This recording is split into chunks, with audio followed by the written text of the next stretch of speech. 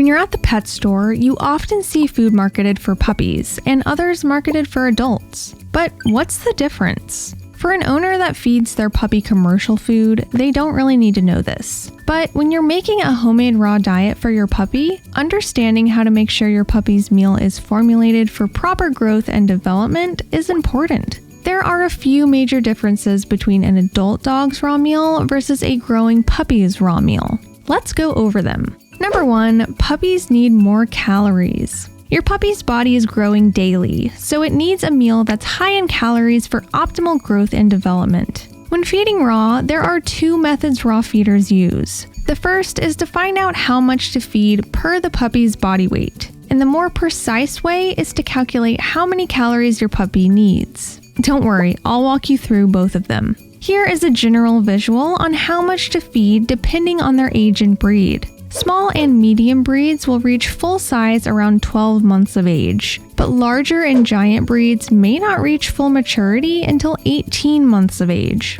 Let's do a quick example on how to figure this out. If you have a 6-month-old male Labrador that's 40 pounds, you would need to feed about 6% of his body weight, or 2.4 pounds of raw food daily. This is a more general method, but the problem with this is that 2 different meals weighing the same weight may have a completely different amount of calories between them. So the second method is finding out your puppy's caloric intake. This is a little more involved, but it's intuitive once you do it a few times. To figure this out, you first need to find out something called the resting energy requirement. This is basically the amount of calories the body needs for basic bodily functions like heart rate and digestion. Luckily, the NRC created a formula that helps us find this out. For this, we need the puppy's current weight and their estimated adult weight. Let's use the Labrador again and say their estimated adult weight is 65 pounds. We first need to change the weight from pounds to kilograms, then raise this to the power of 0.75 and multiply that by 70.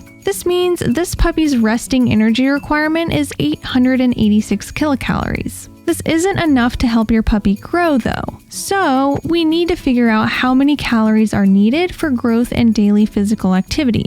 According to the NRC, a puppy's daily energy requirement should be about 3 times its resting energy requirement until it's about 50% of its adult body weight. After, it can be brought down to 2.5, and when they reach 80% of their adult weight, it can go down to 1.8. Since the lab is a bit over halfway to the adult body weight, the formula is 886 multiplied by 2.5. This means this 6-month-old lab puppy needs 2,215 kilocalories daily. If you want to know how this is estimated to weight of food, simply multiply 19 ounces by your puppy's caloric intake. Then divide this by 1,000 kilocalories. For this lab puppy, this equals about 42 ounces or 2.6 pounds of food.